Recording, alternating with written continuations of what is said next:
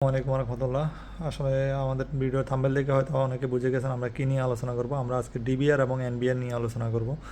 তো অনেকে হয়তো এটার ফ্রন্ট সাইড যেটা আছে ওটা দেখে আসলে বুঝবেন না কোনটা ডিবিআর। সবগুলোর ফ্রন্ট সাইডে এরকম থাকে, ঠিক আছে? তো আমি আপনাদেরকে ব্যাক সাইডটা দেখাচ্ছি বোঝার সহজার্থে।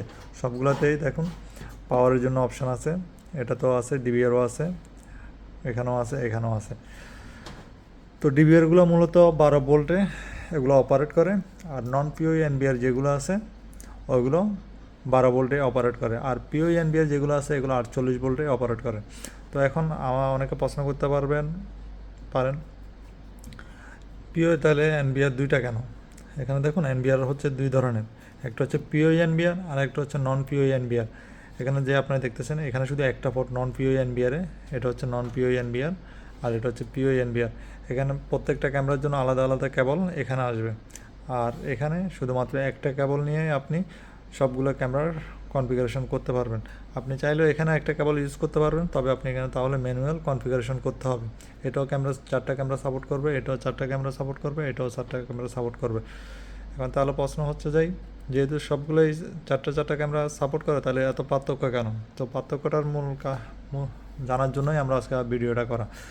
দেখুন এখানে চারটা পোর্ট আছে, চারটা পোর্টের জন্য আপনাকে চারটা কেবল এখানে আনতে হবে, আর এখানেও আপনি চারটা ক্যামেরার জন্য চারটা কেবল এখানে আনতে হবে। এইগুলোর জন্য আপনি ক্যাট 6 আনতে হবে, আর এটার জন্য আপনি আনতে হবে কোক্সিয়াল ওয়্যার অথবা RJ59, অনেকে ডিস্টারের মতো যে তারটা আছে ওই তারটা আপনি এখানে আনতে হবে, এবং ক্যামেরাতে আলাদা পাওয়ার দিতে হবে।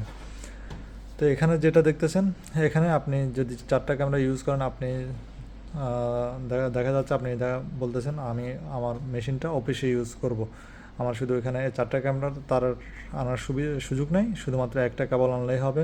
অথবা আমার নেটওয়ার্ক ওইখানে আছে, আপনি এখানে নেটওয়ার্ক থেকে সুইচ থেকে রাউটার থেকে আমার কানেকশানটা নিয়েই আমার এখানে এটা সেট আপ করে দেন, তখন আপনি এটা শুধুমাত্র একটা কেবল ইউজ করে আপনি এনবিআরটা সেট আপ করতে পারবেন। তো আমরা এখন জানবো এগুলোর মধ্যে মূল পার্থক্যগুলো কী কী। তো আমরা প্রথমে আসি ডিবিআরে। তো ডিবিআর হচ্ছে ডিজিটাল ভিডিও রেকর্ডার। ওকে, এটার কনসেপ্ট আমি আপনাদেরকে দেখেন। ওকে, এটা হচ্ছে ডিজিটাল ভিডিও রেকর্ডার। এটা সাধারণত অ্যানালগ ক্যামেরার জন্য ব্যবহৃত হয়, এটা একটা পুরানো প্রযুক্তি। তো ডিবিআর যে বক্সটা আছে আমি আপনাদেরকে বক্সটাও দেখাচ্ছি, এটা হচ্ছে ডিবিআর বক্স। আর এটার পার্থক্যের ক্যামেরার ধরন হচ্ছে এটা আপনার অ্যানালগ ক্যামেরা এটাতে ইউজ করতে হবে। আপনি যদি চান এটা যদি আইপি ক্যামেরা সাপোর্ট করে তাহলে আপনি আইপি ক্যামেরা, এখন বর্তমানে যে ডিবিআরগুলো আসে সবগুলোতেই আইপি ক্যামেরা কানেক্ট করা যায়। আপনি চাইলে এখানে চারটা ক্যামেরা তো অ্যানালগের জন্য আপনি ইউজ করতে পারবেন, আপনি চাইলে এখানে সেটিং থেকে ম্যানুয়াল কনফিগার করে চারোটা ক্যামেরা আইপি ক্যামেরা আপনি এখানে অ্যাড করতে পারবেন। তবে এখানে শর্ত হচ্ছে সেম নেটওয়ার্কের মধ্যে থাকতে হবে।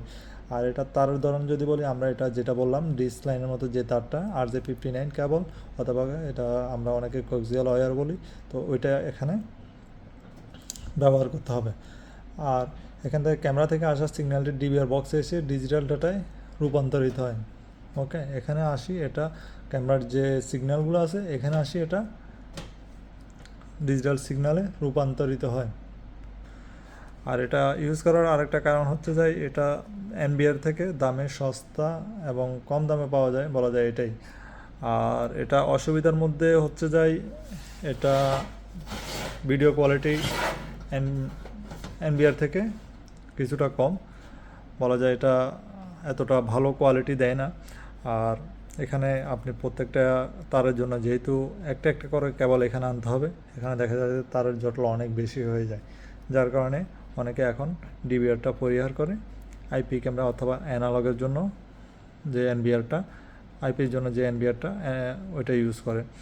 ওকে, আর এর মধ্যে কী কী পোর্ট আছে ওইটা হচ্ছে দেখুন না, এখানে এগুলো 4 চ্যানেল ডিবিআর আসে, 8 চ্যানেল ডিবিআর আসে, 16 চ্যানেলের ডিবিআর আসে, 32 চ্যানেলের ডিবিআর আসে, 64 চ্যানেলের ডিবিআর পর্যন্ত সাধারণত হয়ে থাকে। তো এখানে সবগুলোর জন্য যেরকম চারটা পোর্ট আছে, 64 ক্যামেরা হলে 64টা পোর্ট দেওয়া থাকে। ওকে, এখানে HDMI কেবল আছে, আপনি চাইলে বিজিএ কেবল ইউজ করতে পারবেন, এগুলো অডিওর জন্য। আপনি চাইলে এখানে মাইক ইউজ করতে পারবেন, স্পিকারও ইউজ করতে পারবেন।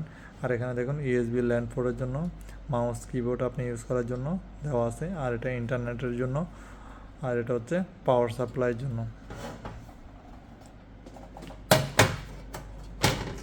আমি যদি আপনাদেরকে ডিবিআর বক্সটা দেখাই এখন দেখুন, বর্তমানে যে ডিবিআরগুলো আসে এগুলো কিন্তু সবগুলোই S2.65 সাপোর্টেড।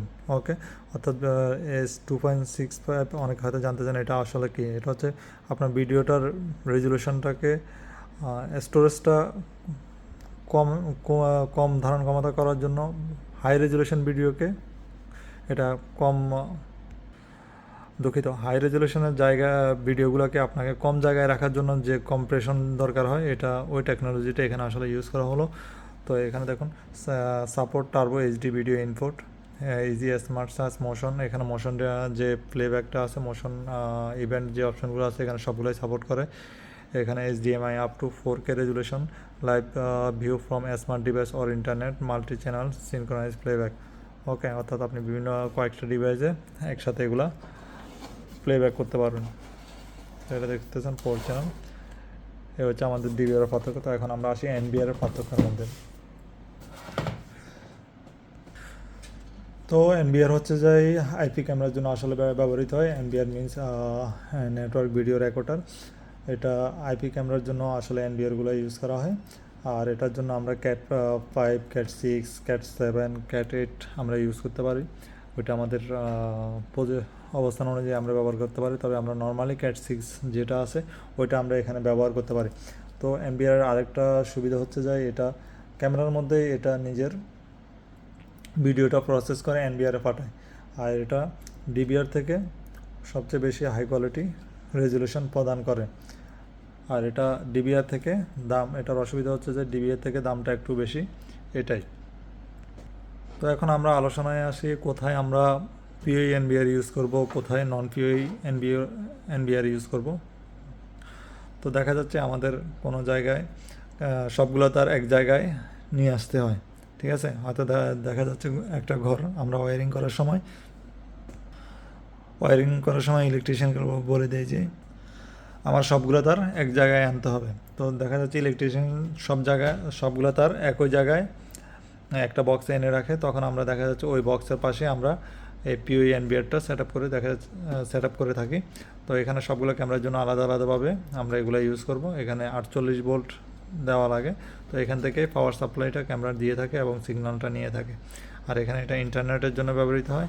আর নন পিওই এনবিআর দেখা যাচ্ছে আমরা যদি ধরি একটা অফিস, ওইখানে তার টানা এত সুবিধা না। আমরা যদি দেখা যাচ্ছে বাইরে 5টা ক্যামেরা ইউজ করতে চাই, ভিতরে ধরে আমরা 5টা ক্যামেরা ইউজ করতে চাই। এখন দেখা যাচ্ছে ভিতরের আমার তারগুলো টানা আছে, কিন্তু বাইরের তারগুলো আমার যেখানে আমি এই মেশিনটা সেট আপ করবো ওইখানে তারগুলো নেই। এখন আমি ওটা কীভাবে আনবো? দেখা যাচ্ছে আমি বাইরের সবগুলো তার একটা জায়গায় আনলাম। তো সবগুলো তার আবার ভিতরে ঢুকানো যাচ্ছে না, অথবা স্পেস কম। তো আমরা ওখানে কী করি, বাইরে এক জায়গায় আমরা এই ধরনের একটা সুইচ ইউজ করি। এটা থেকে পাওয়ারটা ক্যামেরাতে চলে যায়। তো একটা আপলিং থাকে, এই যে দেখতেছেন একটা আপলিং, এখান থেকে শুধুমাত্র একটা তার নিয়ে আমরা এখানে ইউজ করব, অথবা এখানে আমরা আরেকটা যে বললাম 10টা আমরা ক্যামেরা ইউজ করব, 5টা বাইরে 5টা ভিতরে। তো আমরা এখানে একটা পিওই ইউজ করতে পারি 5টা ভিতরের ক্যামেরার জন্য, আর বাইরের ক্যামেরার জন্য আলাদা একটা পিওই ইউজ করতে পারি। দেখা যাচ্ছে আমাদের শুধুমাত্র বাইরের ক্যামেরা থেকে একটা তার, আমাদের যে এখানে একটা পিওই থাকবে, এই মেশিনের সাথে যে একটা পিওই থাকবে ওই পিওইতে আমরা নিয়ে আরেকটা তার সরাসরি আমরা ল্যান্ড পোর্টে দিয়ে দিলে আমাদের সবগুলো আইপি চলে আসবে।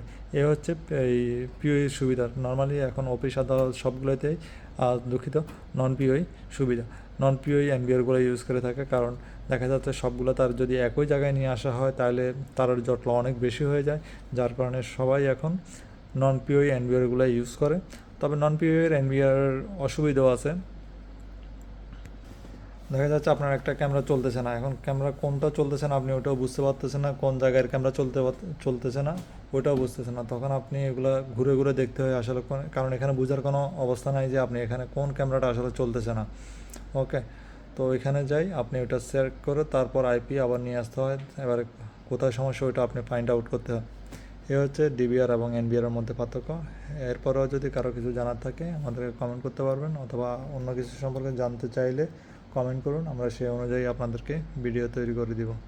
ধন্যবাদ সবাইকে। আজকের মতো এখানেই সমাপ্তি।